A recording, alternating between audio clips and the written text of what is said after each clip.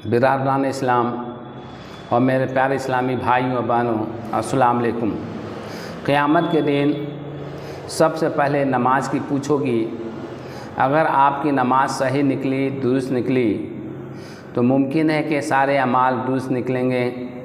اس لیے ہم کو 5 وقت کی نماز پابندی وقت کے ساتھ پڑھنی چاہیے اور نماز کو خشوع و خضوع کے ساتھ پڑھنا چاہیے تاکہ اللہ کے دربار میں وہ مقبول ہو جائے۔ نماز میں ہماری پوری کوشش یہی رہنی چاہیے کہ دھیان نماز کی طرف رہے، نماز کے جو واجبات جو فرائض ہیں اس پر ہمارے دھیان رہے کہ کوئی واجبات اور فرائض جو ہے چھوٹ تو نہیں جا رہے ہیں، کیونکہ اگر فرض چھوٹ جاتے ہیں تو نماز نہیں ہوگی، سجدہ سہو کرنے سے بھی نماز نہیں ہوتی ہے۔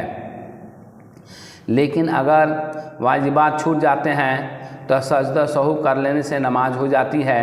اس لیے اگر ہماری نگاہ، ہمارا دھیان سب نماز کی طرف رہے، ہم دھیان نماز میں لگائے رکھیں تو ہم سے بھول ہونے کا کم سے کم چانس ہوگا۔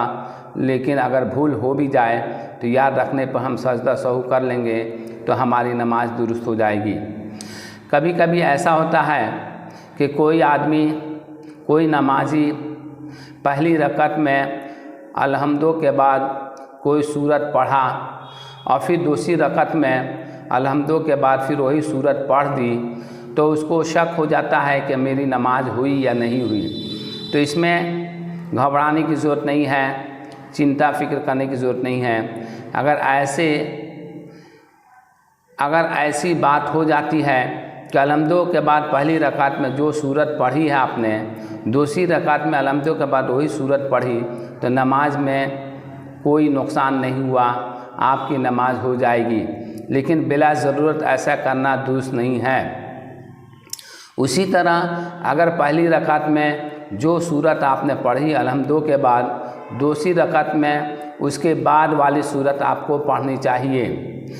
اگر آپ اس سے پہلے والی سورت پڑھتے ہیں تو بھی نماز ہو جائے گی، لیکن جان بوجھ کر اگر آپ ایسا کرتے ہیں تو یہ مکروہ نماز ہے، اور اگر ایسا بھولے سے کرتے ہیں تو یہ مکروہ نہیں ہے۔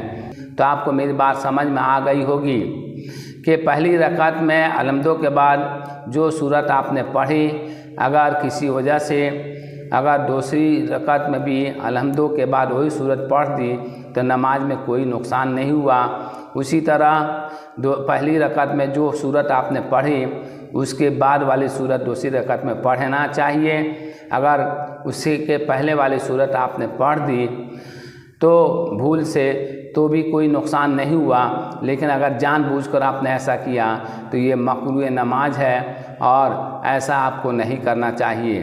تو برادران اسلام، یہ نماز کے جو مسائل ہیں آپ کو جو ہے یاد رکھنی چاہیے تاکہ آپ کی نماز جو ہے درست ہو جائے، کسی تذبذب میں آپ نہ رہیں اور کسی شک میں آپ نہ پڑیں، ورنہ آپ جو ہے جب جو کہ غلطی کرتے رہیے گا تو شک میں آپ مبتلا ہو جائیے گا۔